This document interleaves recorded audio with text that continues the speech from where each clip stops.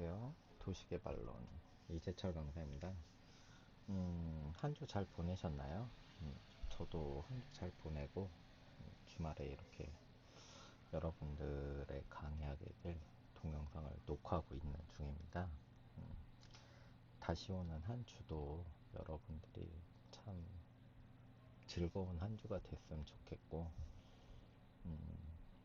빨리 백신 그 맞는 게 빨리빨리 진행돼서 학생 여러분과 그 같이 얼굴을 마주대하면서 강의하는 날을 기다려 봅니다. 뭐 여러분들이 뭐 지난주에 이런저런 특별한 거 모르시는 것도 물어보고 그러셨는데, 앞으로 그런 방식으로 이렇게 개인톡으로 질문이나 이런 거 주시면 제가 답변을 드릴 거고요. 그 다음에 여러분들이 어, 지금 초반부에는 전체적인 게 나오고 뒷부분에는 조금씩 이제 디테일한 부분으로 들어가는 것들이 있거든요. 그런 것들은 나중에 조금 더 있다가 그 강의가 계속 되시면 알 수 있는 것들이 많으실 거예요. 그러니까 지금부터 너무 미리 다 나는 이걸 알아야 돼 이런 것보다는 조금 천천히 여유 있게 생각하시면서 공부하시는 게 좋을 것 같아요. 그러면 강의를 시작하도록 하겠습니다. 따라와 주시면 좋겠습니다. 서론이 길었고, 이제 2강 들어가기 전에 우리가 지난 시간에 배웠던 걸 한번 복습을 해보죠. 예, 복습을 안 했더니, 뭐 좀 이게 힘드신 분들이 있더라고요. 도시개발의 개념적 정의와 범위 어떻게 됐죠? 첫 번째, 일반적 정의, 뭐 도시개발의 정의죠. 일반적 정의는 도시 변화 수요에 대응하여 도시 시설 발전을 도모하기 위해 일련의 의도적 행위, 뭐 의도적 행위라는 건 우리가 개발을 할 수도 있고, 소프트웨어적인, 재건축적인, 어쨌든 물리적인 그 행위를 가한다는 거죠. 광해 개념에서 도시 성장 관리하고 도시 발전을 도모하기 위해서 경제 사회의 모든 개발 행위의 총체. 그 다음에 협의 개념에서는 물리적 개념, 신개발, 재개발 같은 도시 공간의 개발 조성에 의한 건축 개량이죠. 그 다음에 도시개발의 범위는 어떻게 되냐? 지난 시간에 했었죠. 첫째, 광해 범위. 아직 도시 형태나 기능을 지니지 않은 도시의 공간적 기능을 부여하는 것. 광의의 범위고, 이제 협의의 범위는 도시개발 범위 주체의 토지 이용 용도에만 부여해서 포함되는 행위. 우리가 잘하는 도시개발 행위를 얘기하는 거예요. 그 다음에 실제적 행위는 계획적 개발을 전제로 하여 계획적 개발 체제 속에 진행되는 개발. 요게 있었죠. 자, 개발의 정의는 우리가 뭐였죠? 그러면 제일 이제 먼저 나왔던 게 영국과 한국의 공통점과 차이점이 제일 중요했죠. 공통점은 건축물, 공작물 설치, 토지 형질 변경, 토지 분할, 토속 채취, 물건 적재에 관한 것이었고요. 차이점은 토지나 건축물 용도에 대한 중대한 변경, 건축물 철거, 재건축에 대한 거였고요. 영국은 포함하고 우리나라는 불포함. 그래서 불포함한 영국은 포괄적 의미만을 갖고 있다고 했죠. 그래서 도시 개발이란 무엇이냐? 도시 형태와 기능을 갖춘 시가지를 조성하거나 도시 공간, 생산을 공급하기 위한 개발 행위를 얘기하고요. 첫 번째, 새로운 시가지 조성. 두 번째, 기존 시가지의 정비나 재개발. 세 번째, 개발 행위의 건축물 또는 재건축, 토목 구조물의 설치, 토지 구획 및 형정 멸지, 토속 채취, 물건 적재, 건축물 또는 토지 용도의 중대한 변경이 있을 때였죠. 요런 것들은 나중에 구체적으로 뒤쪽에서 좀 더 자세하게 나올 거예요. 너무 걱정하지 마시고 천천히 따라오시면 되고. 자, 그 다음에 개발의 법적 개념과 도시 개발이 있었죠. 우리나라의 국토 계획 및 이용에 관한 법률, 개발 행위의 개념, 우리가 얘기하는 국계법이죠. 건축물 또는 공작물의 설치, 토지의 형질 변경, 경작을 위한 토지 변경 변경은 제외한다. 왜? 경작은 도시의 기능의 예외적인 기능이기 때문에 요건 제외하는 것이죠. 그 다음에 토지의 채취, 뭐 산을 깎아 가지고 우리가 다른 걸 메운다던가, 그 다음에 우리가 농 같은 데는 이렇게 좀 내려가 있죠. 파져 있죠. 논, 밭 이런 데가. 그러면 우리가 어떻게 해야 돼요? 그거를 성토 작업이라 그래가지고 대지로 변경하기 위해서는 흙을 도둠을 해서 다 눌러가지고 이제 형질 변경을 하는 거죠. 그래서 토지의 채취 또한 형질, 이제 그 개발 행위로 보는 거예요. 그 다음에 토지의 분할, 건축법 40 규제 규정에서 건축물이 있는 대지를 제외한다. 뭐 일단 그 필지라 그러죠 우리가.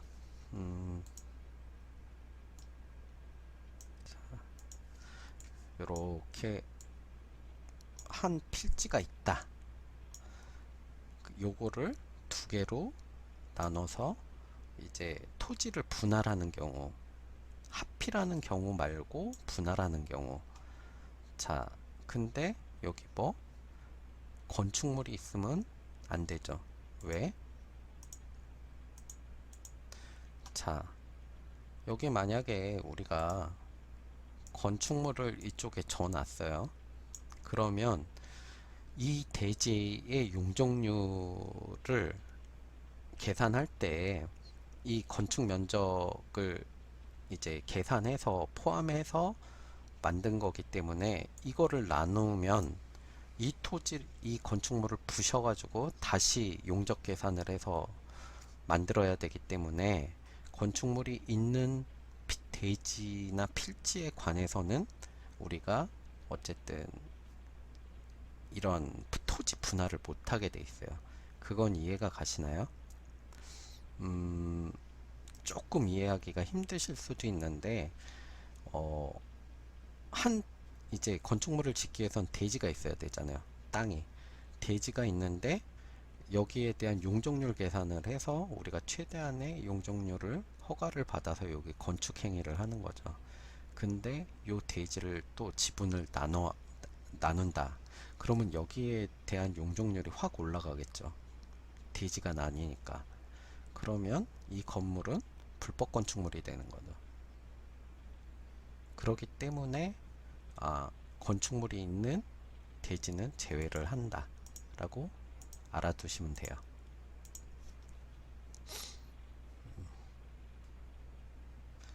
자, 그 다음에 우리가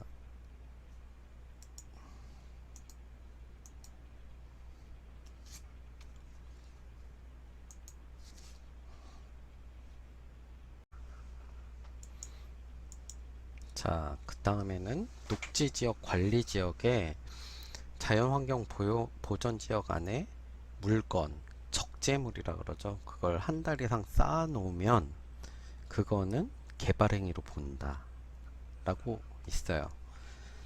자, 뭐 우리가 녹지지역에 뭐 토사나 뭐 그런 거 있잖아요. 벽돌, 뭐 이제 건축 자재물을 쌓아놨다. 그러면 그거는 한 달 이상 놓는 경우 그거는 도시개발 행위로 본다라고 이제 보는 거죠. 도시개발이란 도시의 형태나 기능을 갖춘 시가지를 조성하거나 뭐 도시공간의 생산을 공급하기 위한 개발 행위로서 새로운 시가지 조성과 기존 시가지의 정비, 재개발을 포함하며 개발 행위는 건축물 건축의 또는 재건축, 토목 구조물의 설치, 토지의 구획 및 현질 변경, 토속 채취, 물건을 적치하는 행위, 그 다음에 건축물 또는 토지의 용도 변경에 중대한 변경을 포함할 때, 죠. 뭐 아까 얘기했듯이 건축물을 뭐 오래돼서 재건축을 해야 된다. 근데 재건축이 아닌 대수선이라고 있어요. 이제 뭐 그 옛날 한옥 같은 경우에 뭐 기둥 3개, 4개 중에 3개까지 바꾸면 그건 대수선이라고 그러죠. 기둥 하나만 내비두고 나머지 기둥을 바꾸는 행위를 막 이제 어떻게 보면 전체 소실과 다시 뭐 거의 진배 없어서 재건축과 마찬가지지만 원래 형태의 기둥 하나만 내비둬도 그거는 대수선으로 이제 뭐 그 중대한 변경이라고 볼 수 없다고 하는 거죠. 그래서 이제 그 그린벨트 지역에서는 이제 집을 사서 너무 헐었다. 그러면 대수성까지는 되고 재건축은 안 됩니다. 그래서 그런 것들을 아마 좀 잘 보아두실 필요가 있어요. 그래서 도시개발이란 어반 디벨롭먼 필요성, 도시개발의 필요성은 도시 성장과 변화의 새로운 공간 수요, 이제 성장을 하면 새로운 도시 공간이 필요하겠죠. 그래서 도시 개발이 필요한 거죠. 여기서 제일 중요한 거는 도시가 성장과 변화를 한다. 그 다음에 도시화, 도시 산업의 변화, 그 다음에 도시 개발은 그거에 대한 공급 수단으로 보는 거죠. 본격적인 도시화는 산업혁명 이후 도시화율이 속도가 빨라지고 미래 도시개발 수요가 급증하게 되죠. 그래서 1800년에는 17%였는데 90년에는 5.5%가 도시화율이었고 그 다음에 90 이제 1950년대에는 13%, 80년대에는 40%, 94년에는 44.8%, 2005년에는 60%라고 그러는데 우리는 도시화율이 이거보다 속도가 훨씬 빨랐죠. 우리나라에. 그 다음에 여기에는 생산 방식의 변화도 있었어요. 소규모 수공업, 가내수공업원에서 대규모 기계공업도 됐고 그 다음에 농업 같은 경우는 옛날에는 다 사람이 일일이 손으로 했지만 나중에는 어떻게? 기계로 대량 농업을 짓죠. 뭐 이양기나 요새 농촌이 이게 고령화되고 사람이 별로 없음에도 어느 정도 농사를 질 수 있는 거는 기계화 때문에 그렇게 된 거죠. 하지만 어찌 됐던 사람 손이 가는 때는 꼭 필요한 게 있어요. 거기에 교통수단의 변화, 증기기관의 예전엔 증기기관의 등장이었지만 지금은 뭐죠? KTX 뭐 증기기관보다 속도가 거의 한 10배는 빨라졌다고 보시면 되죠. 그러기 때문에 뭐 여러 가지 일들을 확인해 보시면 되고 그 다음에 도시공업화 지역 일자리, 농촌 유입 농촌에서 농사 짓는 게 상당히 힘들었죠. 그래가지고 우리가 알다시피 여러 가지 농촌을 떠나서 방직 공장으로 방직 공장으로 가서 뭐 맨 처음에 직물 기술을 배워서 거기서 뭐 옷을 만들던지 뭐 재봉틀질을 한다든지 이런 가내수공업 쪽을 많이 우리나라에서 할 때 이제 농촌에서 도시로 이직을 많이 했었죠. 지금은 반대죠. 이제 귀농이 또 유행이 됐죠. 그 다음에 인구 유입과 도시 확장이 일어나서 우리는 어떻게 주택 기반 시설과 생활 편의 시설의 부족으로 환경오염, 자연환경 훼손 등의 도시 문제가 일어나서 새로운 도시 공급과 수요가 발생했죠. 그래서 우리는 도시개발이라는 방법을 통해서 이 공급을 충족시켰다는 거죠. 자, 이제 도시화 단계에서는 도시와 교외화, 반도시화, 재도시화, 우리 지난 시간에 배웠었죠. 도시화는 도시의 인구 집중, 농촌의 인구 감소, 그 다음에 노동자의 주거지가 필요했었고 몰려드니까 공장 인근 지역의 발달을 했었고 도시 개발에 집중을 했죠. 그 다음에 주거 환경이 악화됐었고 그걸로 인해서 이 지금의 코로나는 아니지만 그 흑사병 같은 문제가 계속 생기고 그 열악한 환경 때문에 전염병이 문제가 되니까 주거 환경 개선 및 이 환경을 개선해야 된다라고 해서 이제 좀 잘 사는 인구부터 소득이 증가하면서 자동차 생활을 영위하면서 이제 좀 도시 주변으로 빠져나가기 시작한 거죠. 좋은 주거 환경을 위해서. 그래서 우리가 1기 신도시 분당, 분당, 일산 이쪽, 그 다음에 안산 이런 식으로 해서 교외로 좀 빠져나가기 시작을 했죠. 이제 여기서 또 문제가 발생하는 게 통근 문제가 이제 트래픽이라 그러죠. 출퇴근 시간이 겹치니까 인구의 이동이 집중적으로 일어나면 그 환산했던 교통량보다 이게 조금 더 문제가 되는 거죠. 그래서 광역교통시설의 개발, 이건 아직도 문제가 되고 있죠. 농경지에 대한 개발 수요, 이런 것도 문제가 됐고, 그 다음에 반도시화, 3차 산업의 증가가 했죠. 그 다음에 3차 산업이 뭐죠? 서비스 산업.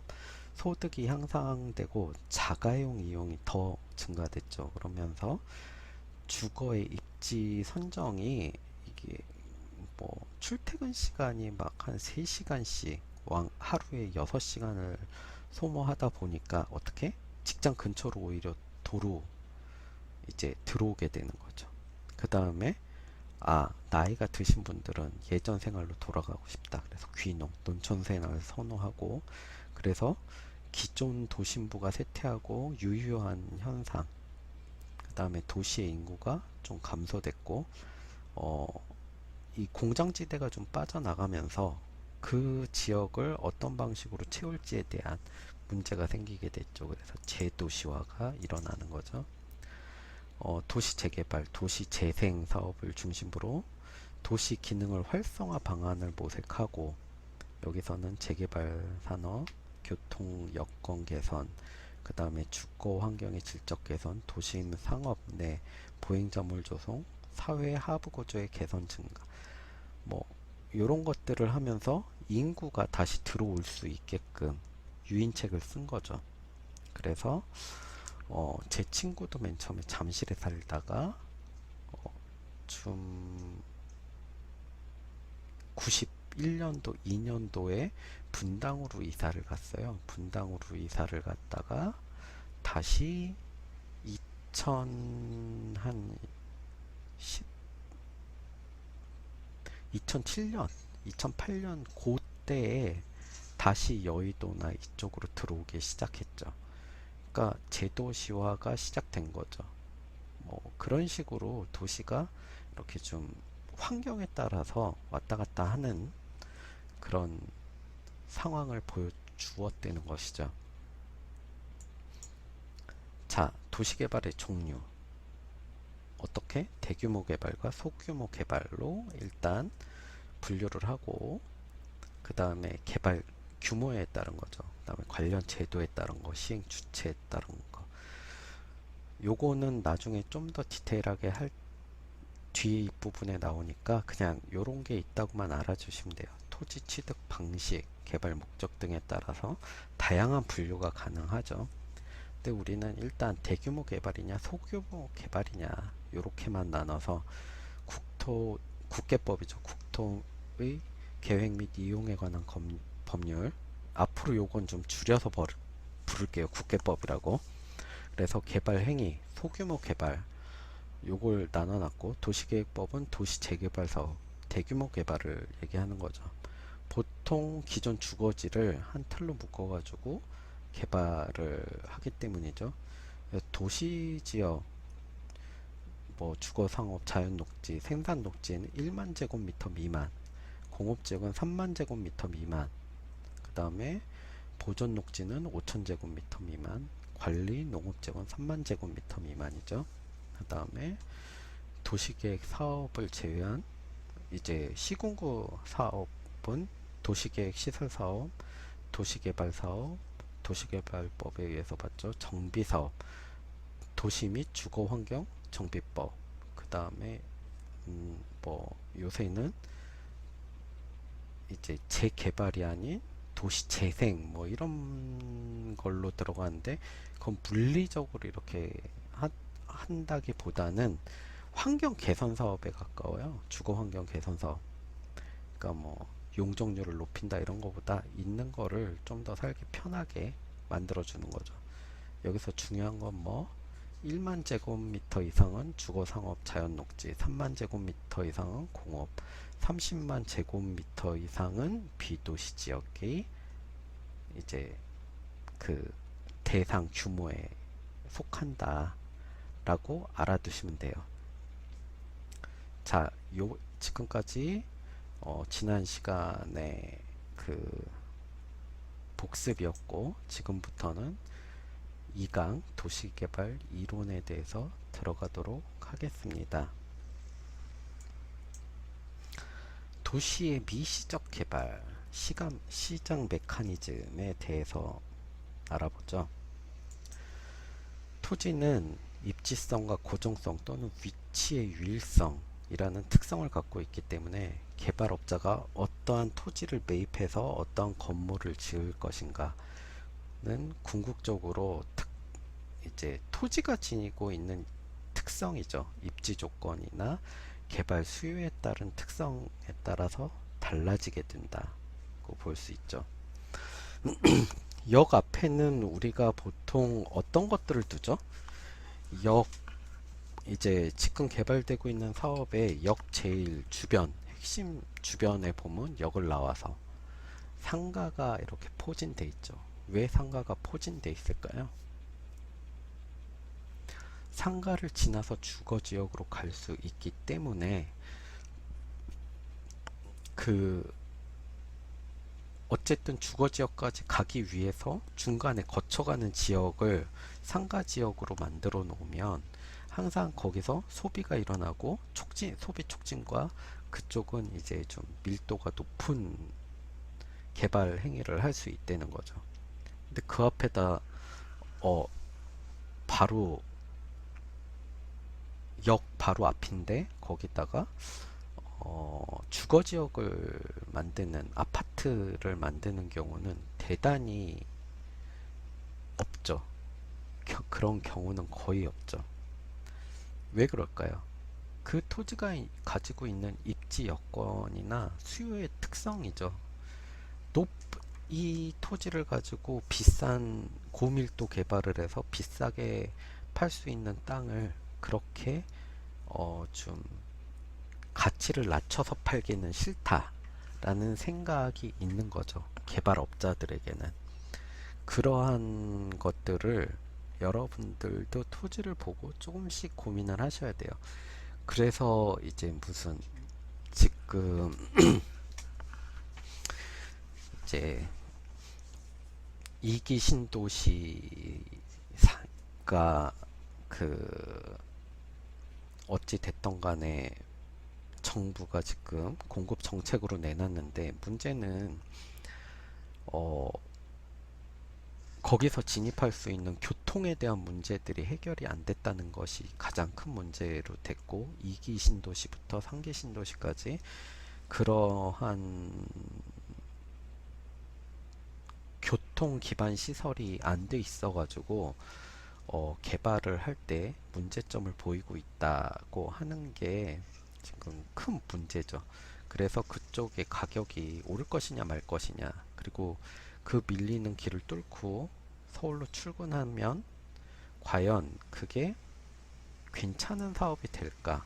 그리고 지하철이 아닌 지옥철로 됐을 때 거기에 대한 문제점은 어떻게 더 수요에 대한 문제를 이렇게 배분할 수 있을까에 대한 고민을 안 하고 있다는 게 제일 문제가 되는 것 같아요, 지금. 거기 사시는 분들도 새로운 그 신도시에 입지를 냈을 때 그 문제에 대해서 고민을 하는 거죠. 예를 들어서 태릉에 있는 그 골프장을 이제 그 만약에 지금 뭐 재개발을 한다, 개발을 한다, 그래서 공급을 하겠다, 주거지를. 그러면 상계동이나 이쪽은 지하철 4호선과 들어올 수 있는 게 내부순환, 그 다음에 동부 간선도로뿐이 없어요. 근데 문제는 이 동부 간선도로가 좀 문제가 돼요.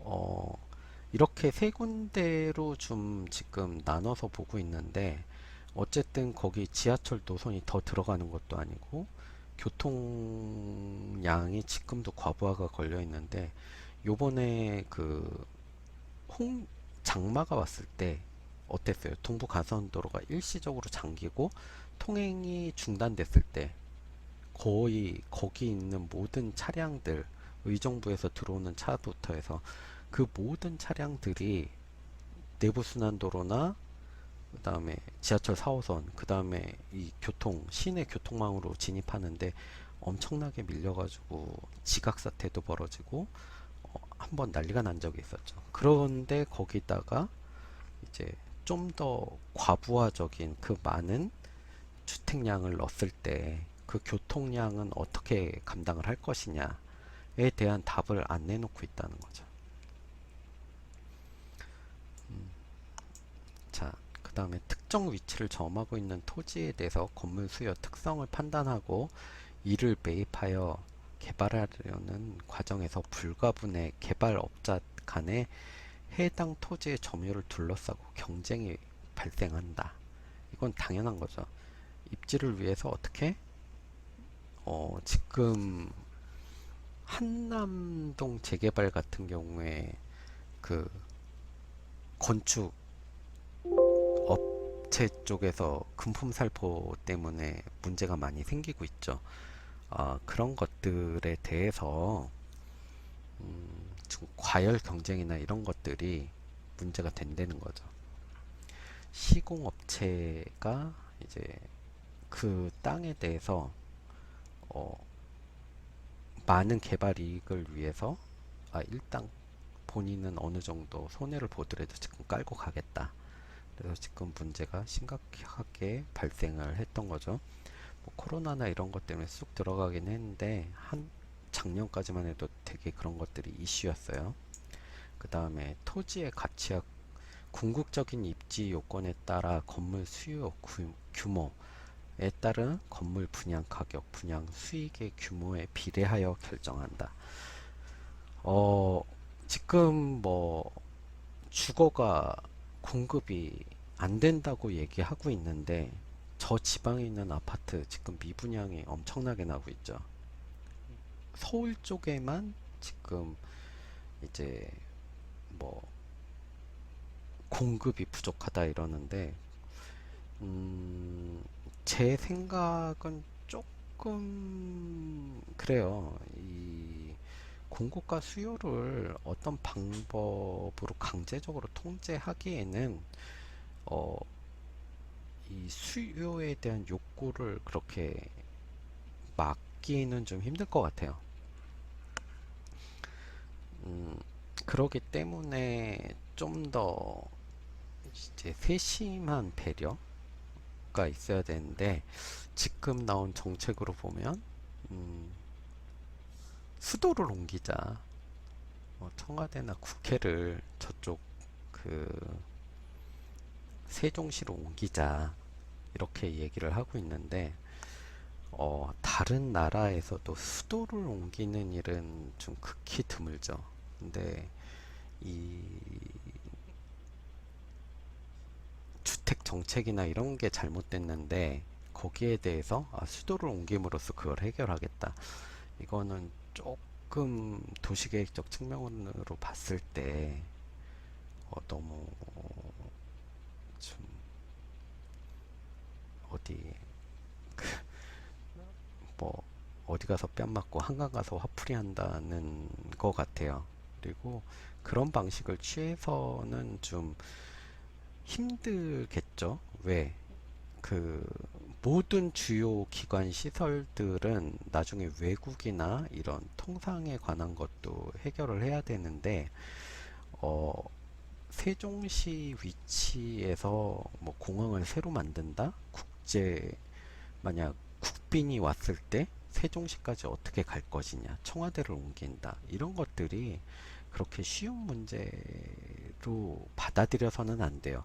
단지 땅값, 내가 서울에 땅을 못 가져서 뭐 내가 뭐 이런 문제 때문에 이걸 옮긴다는 건 조금 말이 안 된다고 생각이 됩니다. 저의 의견은 그래요. 그리고 세종시가 그만한 그 땅의 가치나 이런 것이 있다고 보진 않아요, 저는.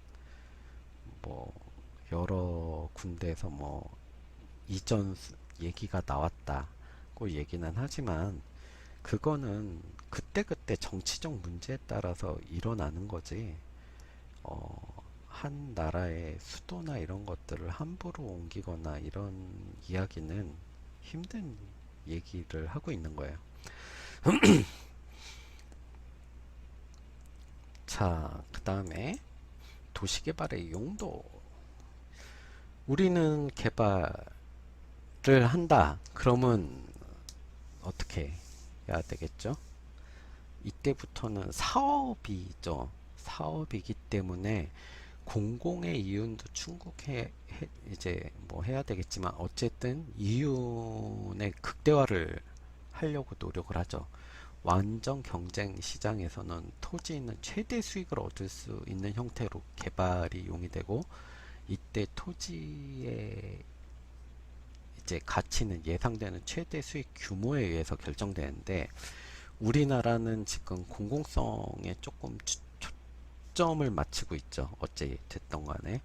그래서 이러한 개발을 잘, 공공적인 면이 안 들어가면 개발을 안 내주기 때문에 그 개발의 욕구와 공공의 욕구가 부딪혀서 어, 도시 재개발이나 이런 것들이 잘 일어나지 않는다고 보고 있어요. 이제 뭐 그 박원순 시장, 고 박원순 시장님이 계셨을 때 뭐 잠실이나 이런데 개발을 할 때는 어떻게 하라 그랬냐 그러면, 건물 한 동을 남겨라. 우리나라의 그 건축 형태를 보기 위해서 이건 하나 남겨둬야 된다. 건축물 한 동을 남길 때 그 주변을 빼고 그 나머지를 건축했을 때 그 수요의 공급이나 이런 것들이 최대한 될 수 있느냐, 그런 것들을 빼고 이제 개발을 하려고 그러니까 수익이 보통 기대 수익이 안 나오는 거죠. 그래서 이제 계속 개발을 미루다가 지금까지 왔고, 지금에서는 뭐 어찌 됐던 간에 도시 재건축이나 재개발을 허용을 많이 해주는 방향으로 가고 있어서 앞으로는 어떻게 될지 모르겠어요. 뭐 좀 지켜봐야 될 일인 것 같고요. 그 다음에 도시 공간 범위. 보다 정확하게 말하면 도시 공간적 범위는 도시용 지대가 농업지대에 토지를 플러스 그 다음에 도시용 토지로 전용 개발 비용을 합한 거와 같아지는 지점에서 결정된다. 아주 쉬운 얘기예요. 이거는 그 도시용 그 지대라는 것은 농업지대 토지의 지가 플러스 도시용 토지로 전환했을 때 여기에는 되게 많은 것들이 들어가죠. 뭐가 들어가죠? 일단 뭐 용도 변경을 해야 되겠죠. 대지 전환을 해야 되니까. 그 다음에 거기서 이제 플러스 공공시설 부지, 도로, 뭐 인도, 그 다음에 관공서 이런 부지들을 다 뺀 그런 가격들을 다 뺀다고 보단 더 합쳐서 이제 개발 비용에 들어가는 거죠. 그게 플러스 개발 비용. 그 다음에 상하수도, 전기, 공급 설비 이런 것들을 다 우리가 기본 시설이 기반 시설이라 그러는데 그걸 깔았을 때 포함된 그 비용을 합한 것과 같아졌을 때부터 개발이 가능하다라는 이야기죠. 자, 도시개발 밀도에 대해서 이제 살펴보기로 할게요. 단위 토지당 자본의 투입량이 증가하는 경우 토지 이용 밀도가 증가하여 고밀 개발이 이루어지고 반대로 토지에 비해 자본 투입량이 상대적으로 적은 경우에는 저밀 개발이 이루어진다. 무슨 뜻인지 혹시 이해가 가시나요? 자, 우리가 이러한 필지가 하나 있다고 생각합시다. 이렇게 필지가 있다고 생각합시다. 여기에 우리가 만약에 밀도가 높다. 건물이 20층짜리가 들어왔어요. 마우스 스로 쓰니까 잘 안 써지네요. 20층짜리가 들어왔어요. 20층짜리가 들어온 거랑 우리가 여기다 건물을 5층짜리를 지은 거랑 자, 그 어떤 토지가 같은 크기의 토지라고 봤을 때 우리가 어떤 게 자본의 투입량이 많을까요? 20층짜리가 높겠죠. 그러면 우리는 어차피 이게 고밀 개발이 이루어지는 거죠. 같은 대지 안에 우리가 지을 수 있는 용적률이 아니라 일단 건폐율을 따져야 되죠. 요걸 따진다 그러면 건폐율을 따져서 그러면 자, 이 20층짜리는 어디 있다고 생각할까요? 여러분들이 이거는 뭐 역 앞이나 시내 중심부 뭐 이런 데 있겠죠. 그 다음에 5층짜리는 어디 있을까요? 요거는 조금 교외로 빠진 데나 아니면 구시가지의 상가 건축 정도 상가 건축들에 이런 것들이 있을 거예요 아마. 그러니까 여러분들이 좀 다양한 생각을 가져야 된다고 봐요. 그래서 제가 예전에 일본에서 공부를 할 때 대학원 시험 중에 좀 면접 시험에서 이런 시험이 있었어요. 어떤 시험이 있었냐 그러면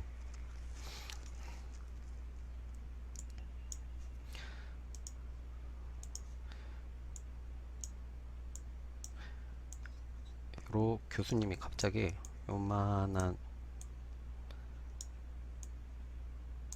죄송해요. 이게 마우스로 그리니까 이게 잘 안 돼서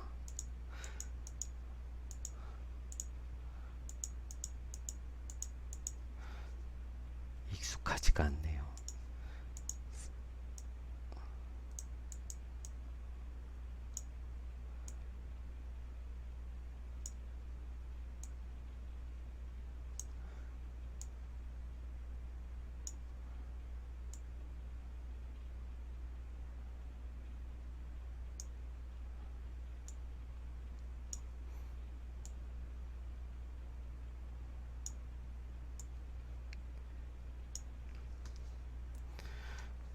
요런 검정색 박스였어요. 박스를 하나 딱 세워 놓더니 이거에 대해서 설명을 해봐라 그러길래 제가 머뭇머뭇 하면서 아무 말도 못하고 있다가 어, 이제 나오게 됐죠.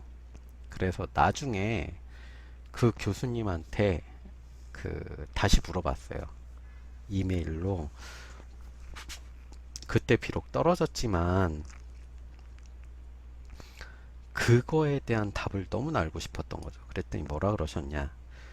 자, 이게 스케일이 이걸로 따지면 뭐 100분의 1로 따지면 요게 한 15층짜리에서 20층짜리 건물이고, 그러면 그 앞에는 최소한 도로가 4차선 이상의 도로가 있을 것이고, 15층 이상 건물을 지면 보통 4차선 이상의 도로가 이제 한 6차선 그 정도 되는 도로가 앞에 있을 것이고, 건물색이 검다는 것은 그런 걸 의미하는 거죠. 이게 따뜻한 남반구가 아니라 좀 추운 지역에 있다는 예시를 주신 거예요. 나는 최소한 대학원에 들어올 건축 쪽 대학원에 들어올 수 있는 사람은 그런 것들을 설명할 수 있는 뭔가 이 분석력을 가지고 있어야 된다. 문제 해결 능력과 분석력을 가지고 있어야 된다고 생각해서 제가 그때 한번 큰 충격을 받은 적이 있어요. 여러분들도 그런 식의 생각이에요. 역순으로 생각을 해보시면 훨씬 더 쉬우실 거예요.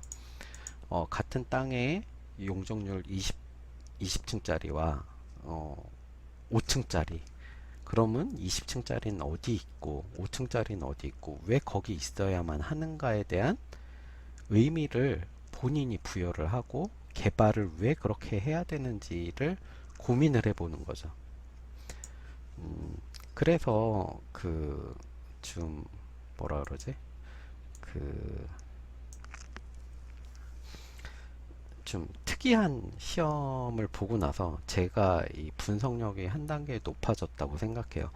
여러분들도 제 강의를 듣고 나서 이러한 고민들을 한 번씩 조금씩 해보셨으면 좋겠어요.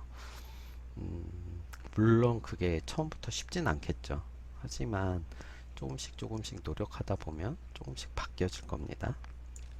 두 번째, 토지의 매입 또는 임차에 따른 비용 단가. 이게 지대죠. 자본의 차입에 따른 비용 단가, 이자율에 의해 결정된다. 우리가 기본적으로 아까 앞에서 봤듯이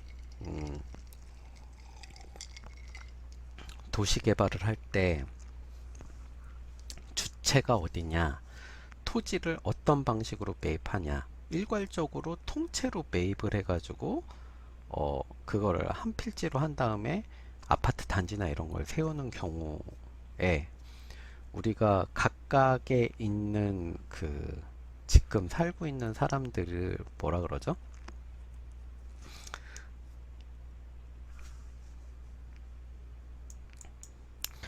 그 사람들이 조합원이 되죠. 이제 조합원이 돼서 조합원들에게 이사 비용과 뭐 각자의 비율에 따른 뭐 그런 것들을 이제 비용을 주면서 다 하나로 사업 주체의 조합을 만들어서 조합원의 권리를 다 위임받은 다음에 그거에 대해서 이제 그 땅을 담보로 은행에서 PF 대출을 받아서 사업을 시작해서 그 다음에 그 사람들이 들어올 수 있는 비용과 그 조합원 이외 일반 분양에 따라서 남는 비용, 그거를 뺀 차이를 자부담을 해서 내고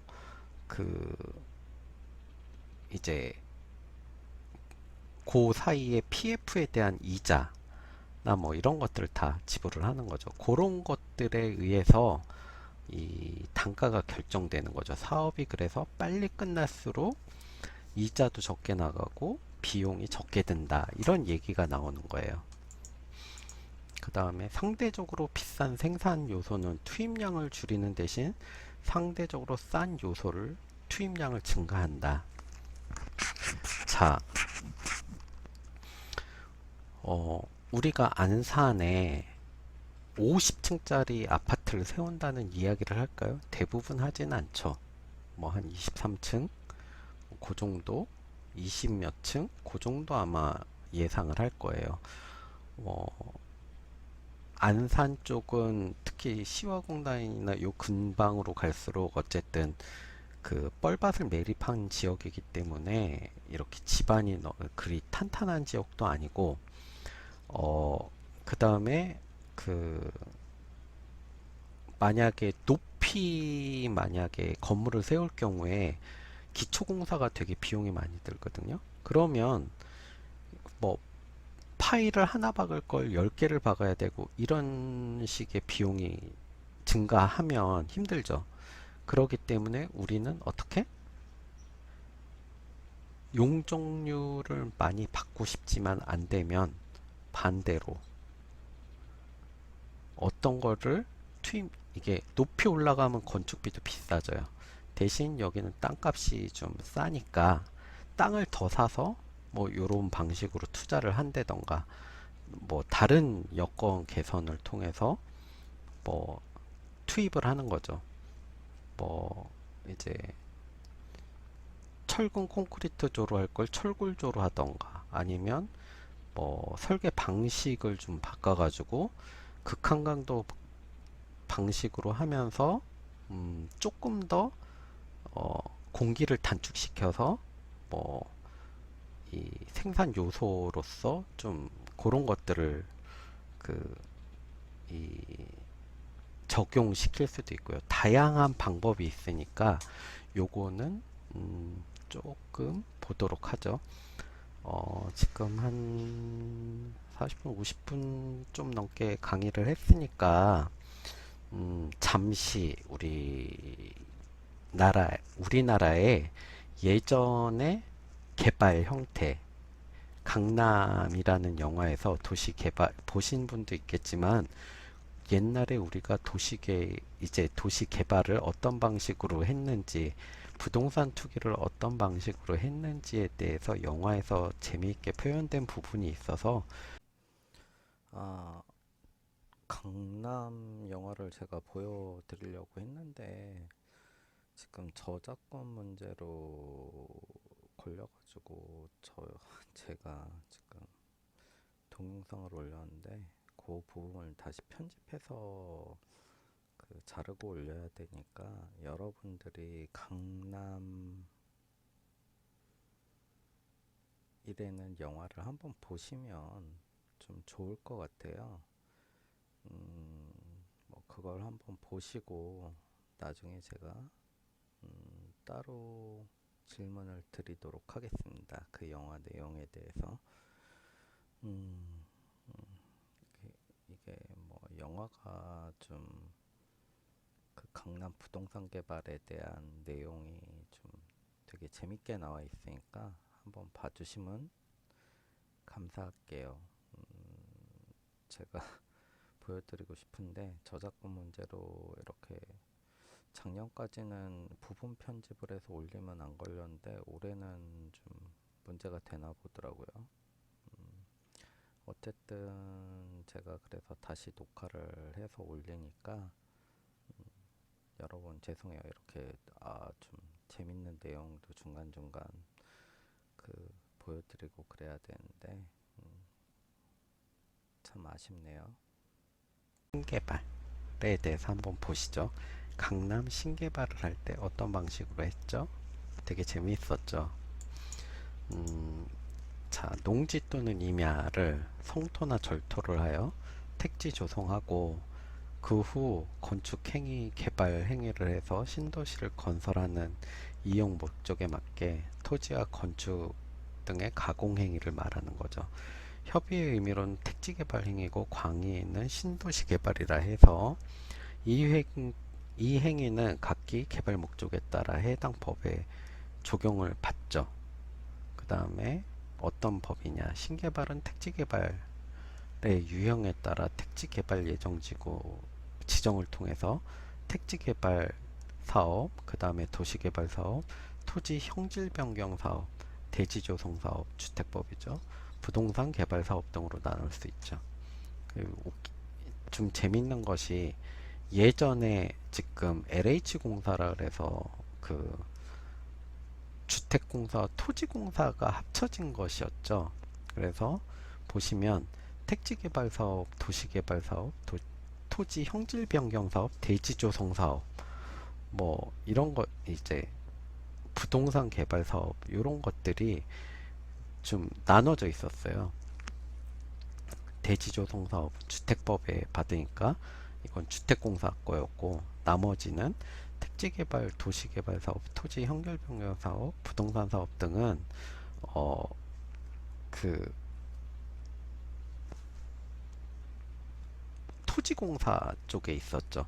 여러분들이 보시다시피 그래서 이 토지를 이용한 사업들이 좀 되게 많이 그 흑자 운영됐고 주택을 공급하는 쪽은 좀 적자가 심해서 나중에 이 LH공사라고 토지공사와 주택공사를 합치면서 그 부채가 되게 많이 적어진 것이죠.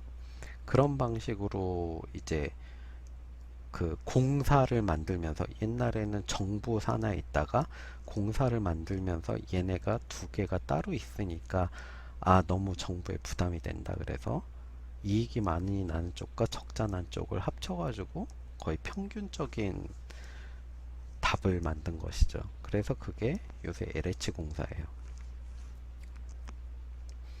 이런 뒷얘기를 들으면 좀 재밌지 않나요?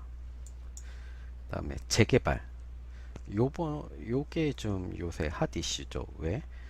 서울의 주택 공급 문제와 맞물려서 여지껏 재개발 사업을 고 박원순 시장 때는 좀 강화해서 못하게 했었죠. 그래서 좀 재개발이라 보다는 도시 재생이라는 이름으로 좀 많이 해서 뭐 개발 사업을 공공적인 의미나 소프트웨어적인 쪽을 많이 가미하도록 하게 하다 보니까 이게 좀 시간이 거의 한 7, 8년 지나가다 보니까 이제 도시의 서울이라는 그 수요가 많은 그 지역에서 공급 부족이 일어난 거죠.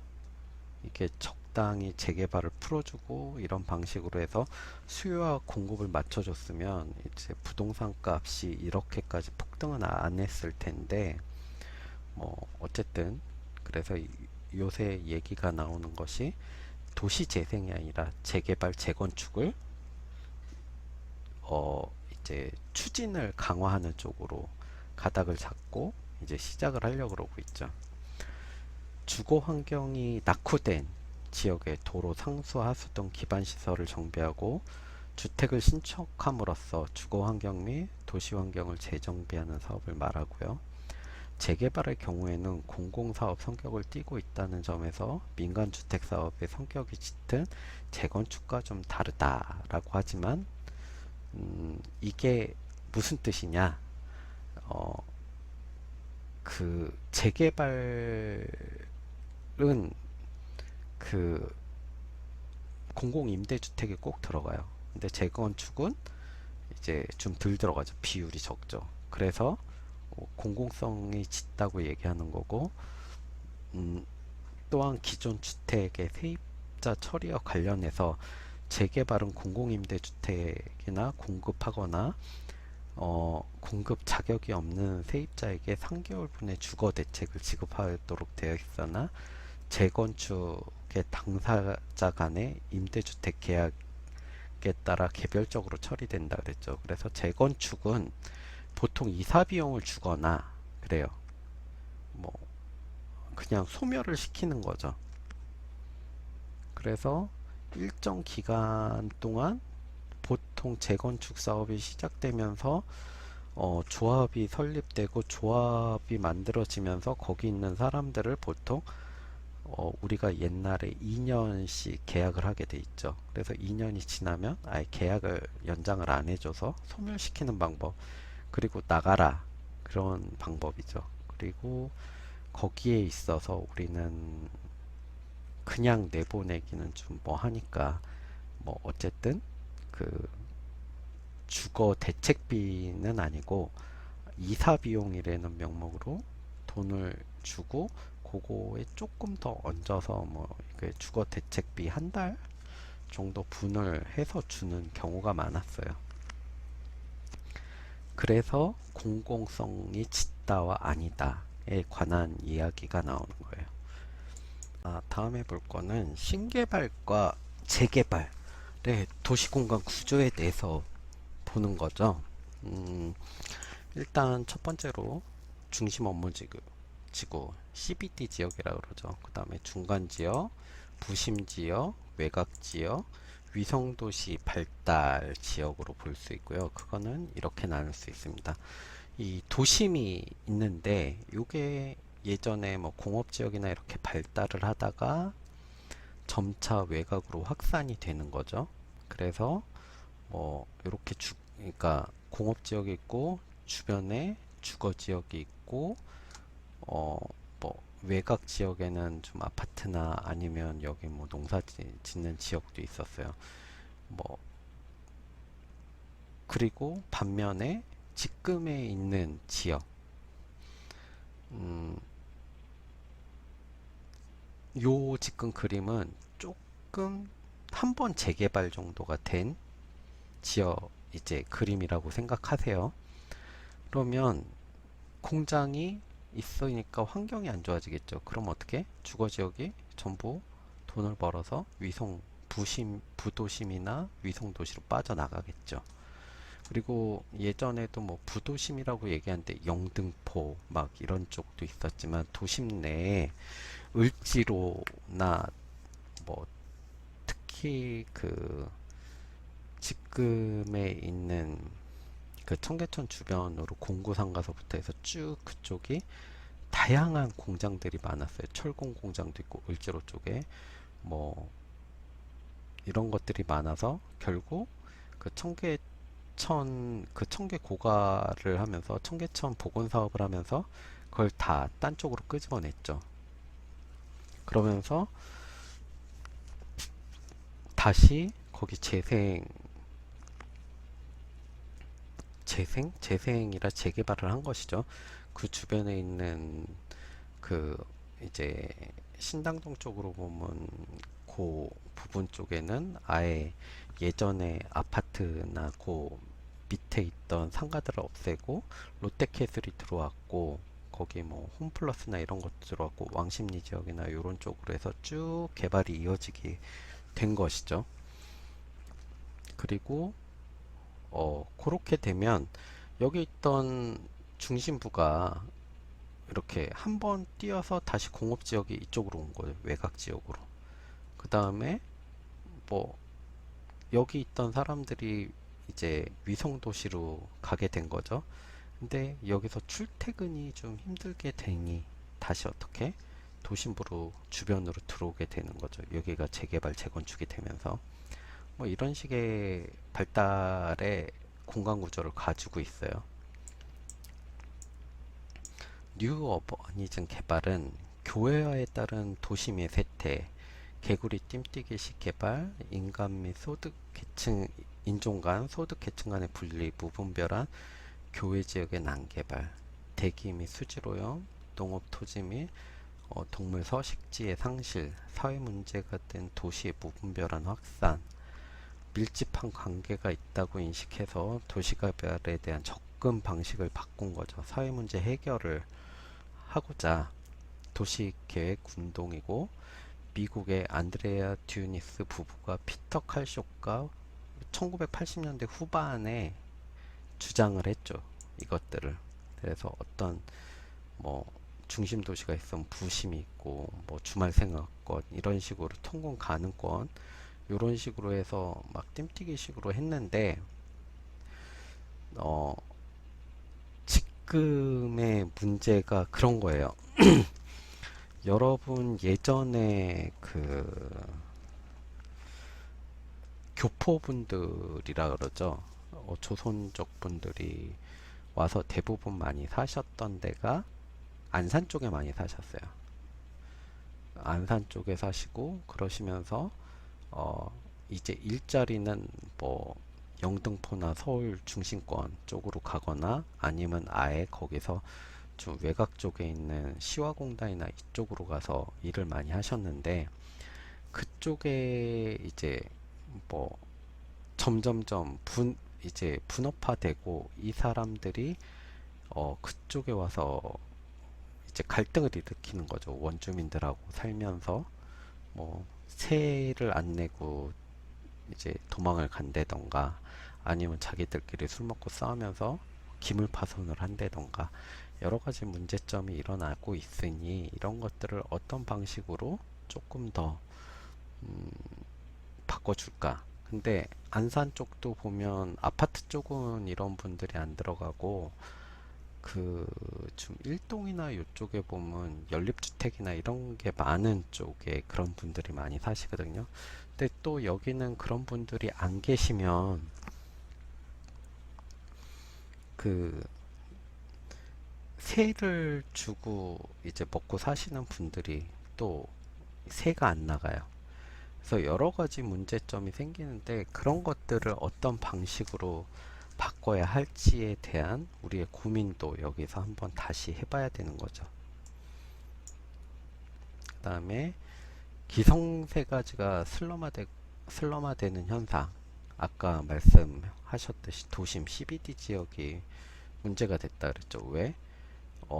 공업 지역이 많이 생기고 사람이 밀집하다 보니까 어떻게? 쓰레기도 많이 나오고 하수도 많이 배출돼서 물도 오염되고 그 다음에 뭐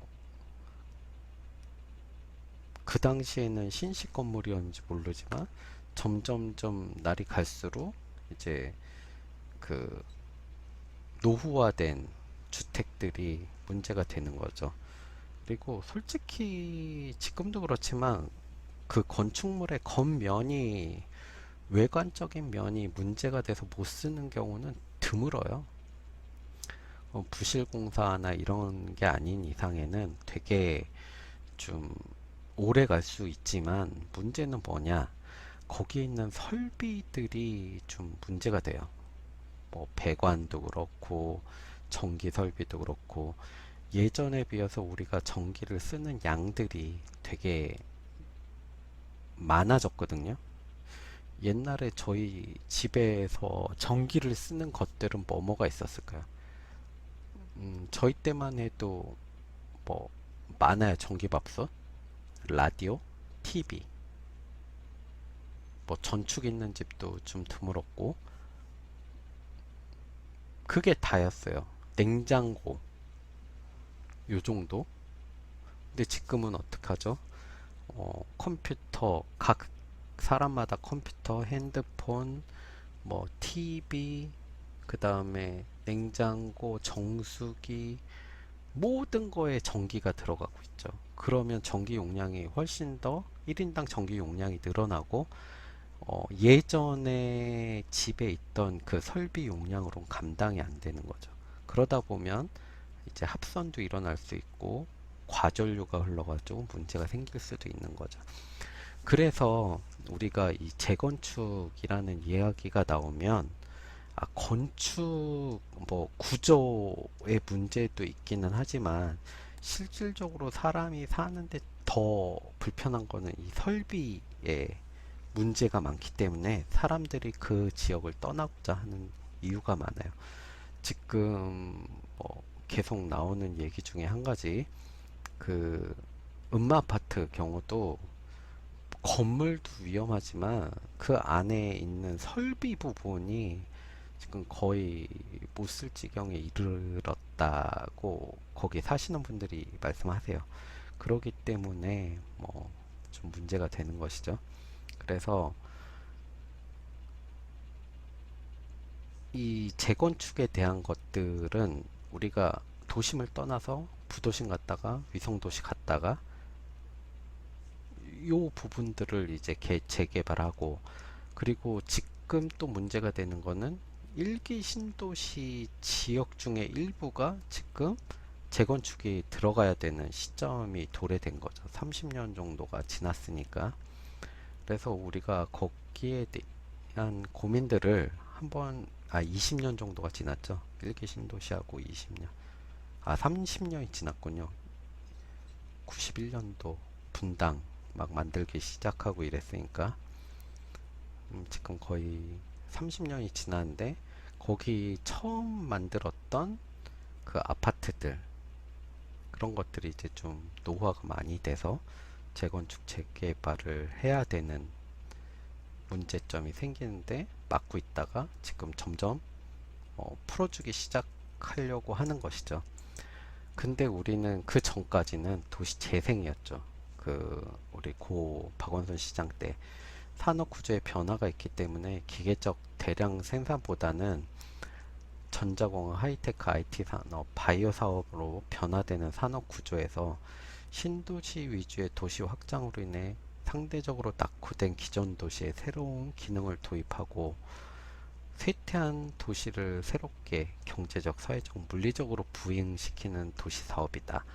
근데 경제적, 사회적으로는 몰라도 물리적으로는 좀 부흥이 많이 저속화됐었죠. 그래서 이제 도시재생 뉴딜 사업이라 그래서 노후화된 저층주거지와 쇠퇴한 구도심을 주거복지, 도시활력, 일자리, 공동체 뭐 이런 식으로 해서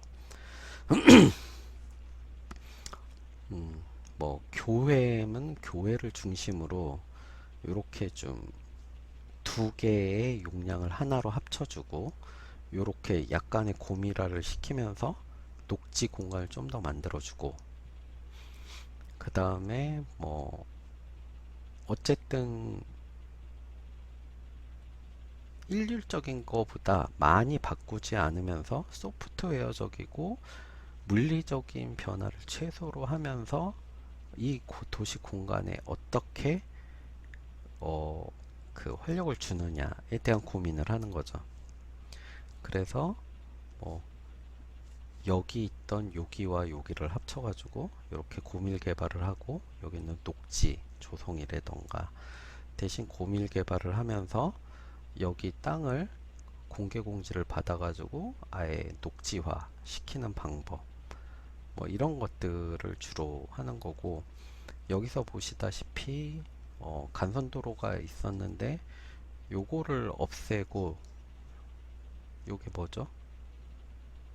걷고 싶은 거리 주민이 걸어 다닐 수 있는 길을 만들어서 좀 사람이 활기차게 그 지역을 중심으로 움직일 수 있게 만든다가 도시 재생이었어요. 의미는 하지만 그런 지역이 별로 없었죠. 도시개발의 공공정책을 보시면 형태를 보시면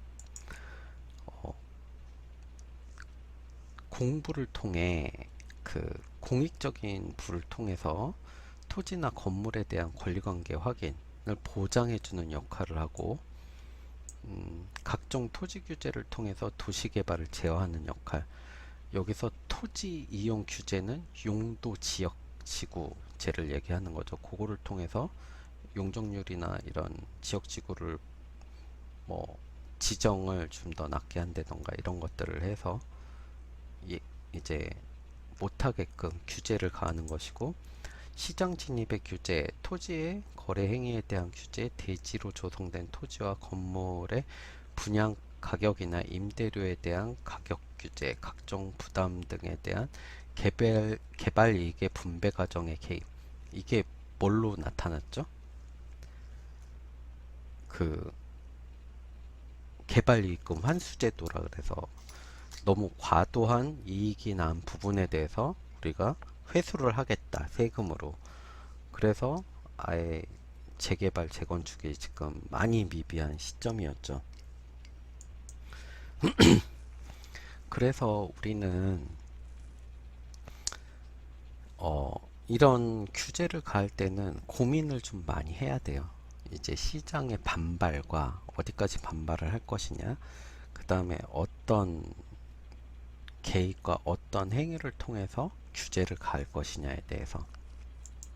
그리고 정부의 조세 정책 요새 많이 하죠. 뭐 이주택자 양도세, 뭐 양도세랑 그 취득세 이런 것들을 뭐 올리고 보유세에 대한 문제도 지금 나와서 보유세도 올리겠다. 보유세를 어떻게 올리느냐? 여러분들이 생각했을 때 음, 두 가지로 나누죠. 이제 종합 이제 그다 그 재산세하고 종부세하고 그 다음에 그 토지 종합 토지에 대한 세금이 두 개가 나와요. 근데 여러분들이 이거를 되게 세금이 30만 원 내다 50만 원 올랐어. 20만 원 올라도 내가 뭐 이게 몇 억이 올랐으니까 괜찮다고 생각을 하시는데 문제는 이 조세 제도상 이 종부세나 재산세가 이렇게 종합부동산세랑 그 재산세가 올라가 버리게 되면 문제가 어떻게 되냐? 모든 세금에 영향을 미치게 되었어요. 의료보험, 그 다음에 건강보험, 뭐 이런 것도 문제가 되고 거기에 따라서 이제 모든 세금이 다 뻥뻥뻥 튀면 세금은 저희가 대부분 이제 환불 안 되잖아요. 그러면 어떤 면 세금이 종부세랑 그 다음에 재산세가 200만 원이 올랐다. 그러면 나머지 의료보험 이런 것들이 따라서 오르면 기본적으로 전체적인 세금이 한 500 정도 올라가는 거예요. 그럼 일반인들이 이게 분기별로 내는데 이게 감당이 아마 되게 연봉 1억이라도 힘들 거예요. 연봉 1억이라도 보통 한 650에서 700 받기가 힘들거든요. 그래서 석 달에 한 번씩 세금을 그렇게 내야 된다 그러면 일반인들이 되게 힘들어지죠. 그리고 종부세나 이런 건 그렇지만 6개월에 한 번이지만 매달 내는 거 있죠. 의료보험, 그 다음에 국민연금, 뭐 이런 것들 4대 보험이 다 올라가 버리니까 그것도 문제가 되죠. 그래서 이 조세 정책을 건드릴 때는 여러분들이 뭐 난 괜찮아 라고 생각하지만 생각보다 한 번 내다 보면 되게 고민이 많이 되는 조세 정책이에요. 이 우리 그 종부세나 이런 게 있기 때문에 땅이나 보유세에 관한 것들이 어떤 방식으로 조세정이 커지는 문제가 생기죠. 그래서 지금 막 소송도 불사하겠다. 그 임대주택 사업자들이 소송도 불사하겠다. 이런 식으로 나오는 사람도 있고 되게 의외적으로 고민이 되게 많을 거예요. 그 다음에 자본시장에 대한 정부의 규제. 요새 너무 심해서 힘들죠. 요런 것들을 어떻게 개입하느냐. 요새 전체적으로 보시면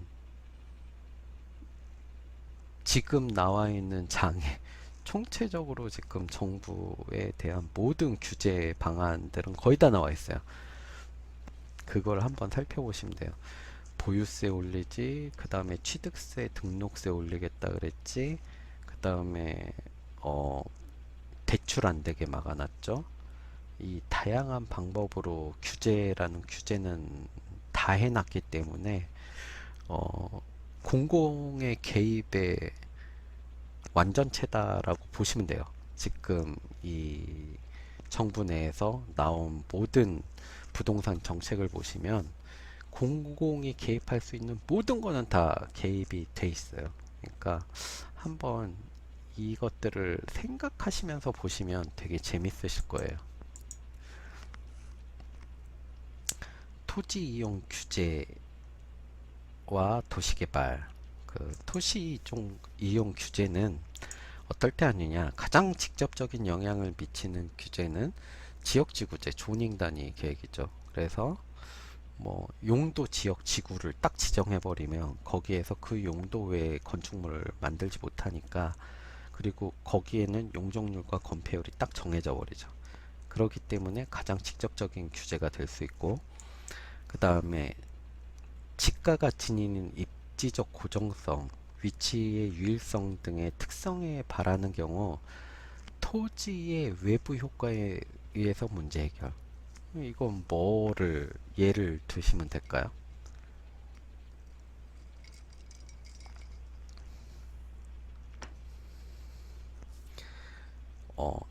쉽게 여기를 만약에 중심 시가지를 옮기고 싶다라고 생각을 하면 제일 먼저 바꾸는 게 뭘까요, 여러분?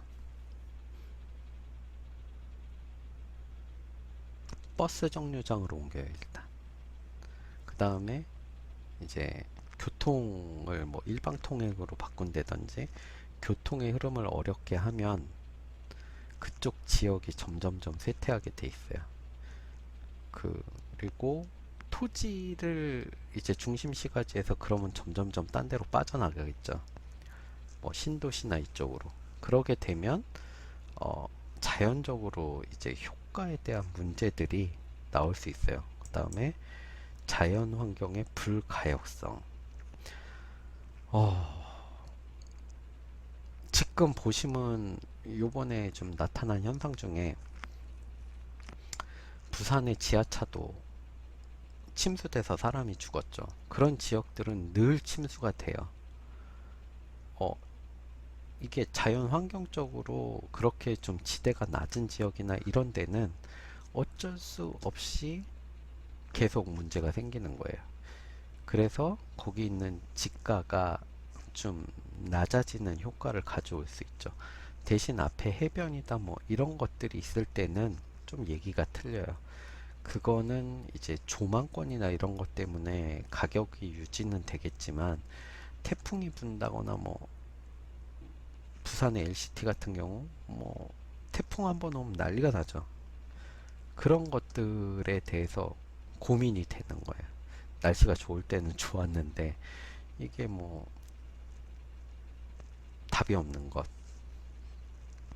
아, 여기 지연 환경이라고 돼 있네요. 자연 환경이네.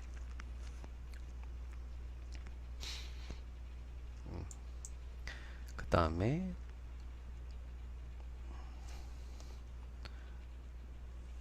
두 번째, 토지 이용 규제와 도시개발. 그 개발 행위 전에 도시개발의 용도, 강도는 밀도를 얘기해요.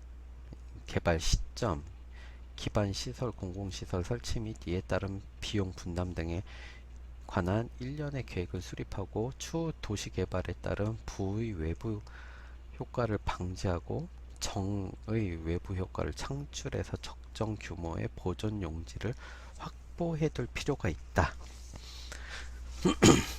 자, 이게 보통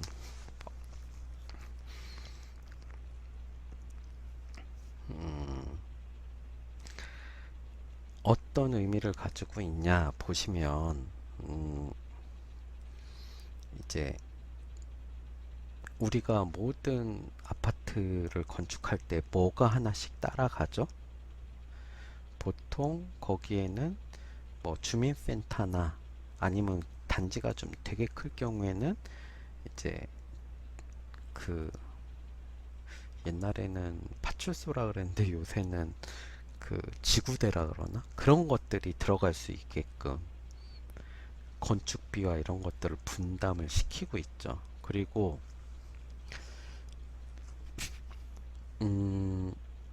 안산 주공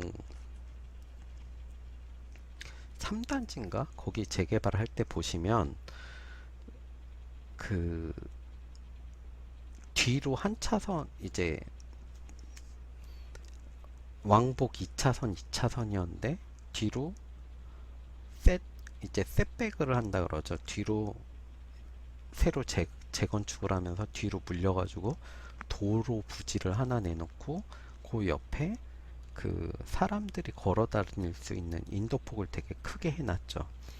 그래서 그 부지에 대한 이제 길에 대한 분담금 이런 것들은 니네가 거기에 그 정도 용량의 5층짜리 건물에서 뭐 한 20층짜리 건물로 올릴 때 거기에 대한 그 교통 분담에 관한 밀도가 올라가니까 거기에 대한 비용으로서 니네는 도로를 내놓지 않으면 이런 거는 허가를 안 내주겠다. 그런 식으로 얘기를 해서 뭐 도로를 확보를 한다든지.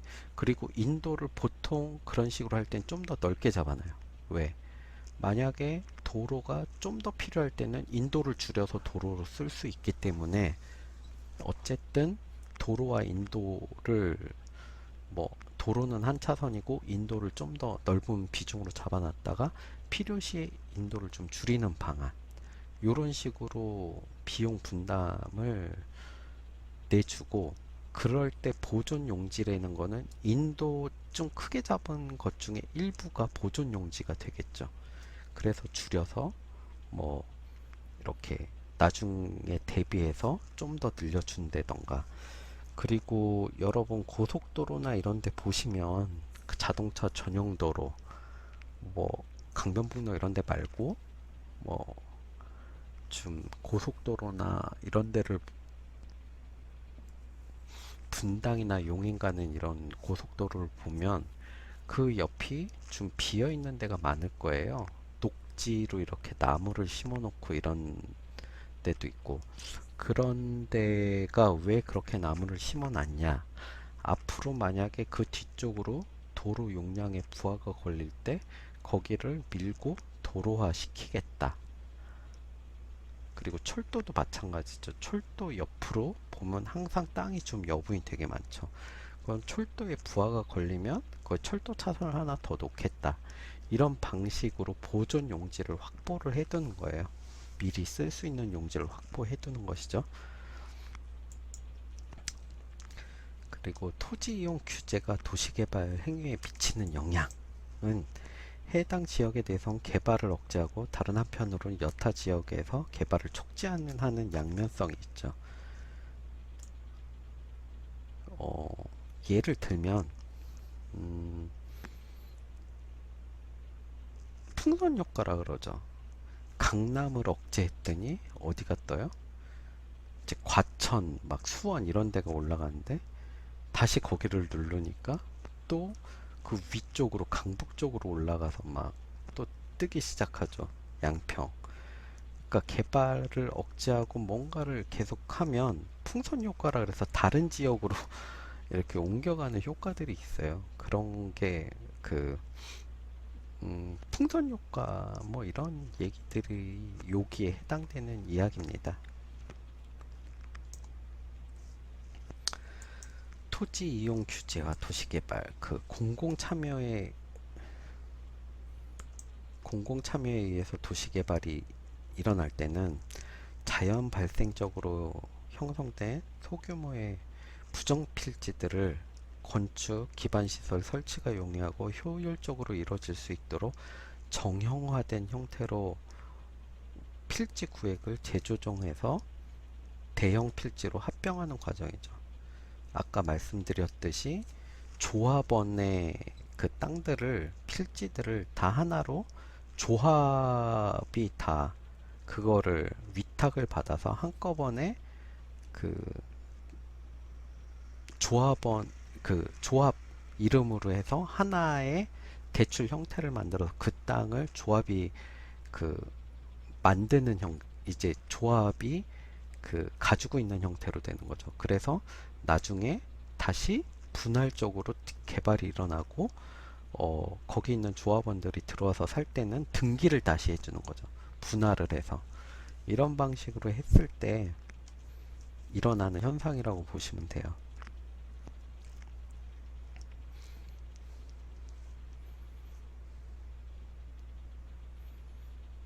그 다음에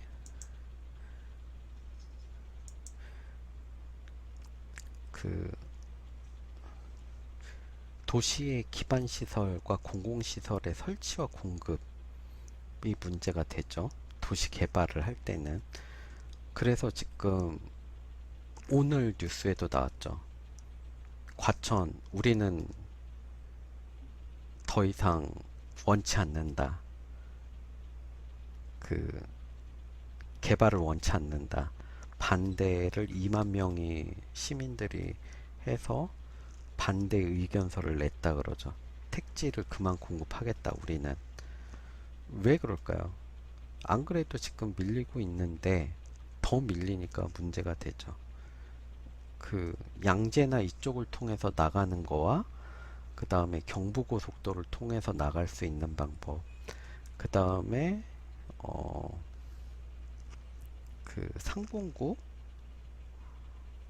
상공구라 그러면 잘 모르실 거예요. 도로 번호예요. 309번 도로를 타고 나가가지고 이제 그 어디냐, 예술의 전당 쪽으로 우면산 터널을 통해서 나가는 요 방향 세 개의 길뿐이 없는데 지금 거의 과부하가 걸려 있죠. 그리고 강남으로 가는 도시 내부 순환도를 뚫어놨는데 거기도 지금 꽤 많은 차들이 왔다 갔다 하고 그쪽으로 진출로가 나오는 바람에 그쪽 지역이 되게 많이 밀려요. 과천 바깥쪽 지역으로 도시를 진입하려면. 그래서 그것들에 대한 얘기가 안 나오고 있으니 설치를 반대한다. 그리고 아까도 얘기했듯이 어 저기 상계동 지역에는 거기도 지금 그 골프장 거기 반대한다고 얘기가 나오고 있죠. 안 그래도 미어 터지는데 더 이상 뭐 도로 기반 도시 기반 시설 없이는 개발을 반대한다. 이런 취지로 계속 얘기를 하고 있어요. 그다음에 택지 개발과 주택 공급 또는 공업단지 조성 등에 직접 참여. 뭐, 음, 이게 뭐 말하면 음, 우리가 어떤 방식이죠? 택지 개발, 주택 공급이나 직접 참여를 하게끔 만드는 거예요. 만약에 음, 니네가 개발을 할 때 이러이러한 것들이 없으면 조합 설립이나 이런 게 안 되면 못 만들어. 그러면 조합원들이 직접 다 참여를 해서 위탁을 하고 조합 설립을 하겠죠. 그런 것들에 대한 내용들인 거예요. 아, 지금까지 강의 들어주셔서 감사하고요. 음, 이번 주 주제어는 뭘로 할까요? 좀 갑자기 생각이 안 나네요. 푸른 하늘로 할게요. 요새 보니까 하늘이 너무 푸르더라고요. 여러분들도 가끔 한 번씩 그 하늘을 한번 보시면서 마음의 여유를 가져보시는 것도 나쁘지 않을 거라 생각됩니다. 그리고 지금 뭐 출석 변경이나 이런 거에 대해서 자꾸 물어보시고 그러는데 지금까지 아직 수업을 변경할 수 있는 기간이잖아요. 추석 이후부터 이제 제 수업을 안 들으실 분들은 빨리 나가시는 것도 괜찮고, 어쨌든 그게 다 정리되는 게 추석 이후 같더라고요. 그래서 다시 들어오시는 분 있고 나가시는 분 있고 뭐 여러 분들이 있어가지고 상황 제가 이렇게 다 한꺼번에 하진 못할 것 같아요. 그래서 지금 그 상황이 정리되면 좀 나중에 그 다시 그 출석 뭐 변경된 걸 가지고 출석 체크나 이런 거에 대해서 다시 한번 얘기를 드릴 거고요. 지난주에 공지를 드렸으니까 이번 주부터는 아마 다시 그 제가 공지한 방식대로 시작이 될 겁니다. 어, 단톡방에 9시에 반에서 뭐 45분까지 출석 체크해 주셔야 되고요. 그 다음에 이 수업을 다 들으신 다음에 그날 이내로 지금 제시하신 주제어 푸른 하늘이라는 그 제시어도 개인톡으로 보내주셔야 되고, 그러셔야 제가 나중에 출석 체크를 다 한꺼번에 인정을 해드릴 거예요. 그리고 만약에 오늘이 지나가면 그 다음부터 지각으로 처리될 거고, 그 다음에 30분에서 45분까지 출석 체크 안 하신 분들 지각으로 처리할 거예요. 그러니까 여러분들이 그런 것만 잘 챙겨주시면 뭐 나머지에 대한 부분들은 뭐 특별히 문제 없이 그 성적을 잘 받으실 수 있을 거니까 너무 걱정하지 마시고요. 그러면 한 주 잘 보내시고 다음 주에 뵙도록 하겠습니다. 아, 그리고 또 한 가지. 저희가 이게 출석 전 목요일 날 수업이죠. 그 다음에 출 이제 추석 끝나고 바로 수업이에요. 그때 그 출결이 좀 여러분들이 왔다 갔다 하시는 경우가 있어가지고 그 추석이나 요 연휴 기간 잘 보내시는 것도 좋지만 그때 출결 꼭 잘해주시는 것도 부탁드리도록 하겠습니다. 그럼 다음 주에 뵙도록 할게요.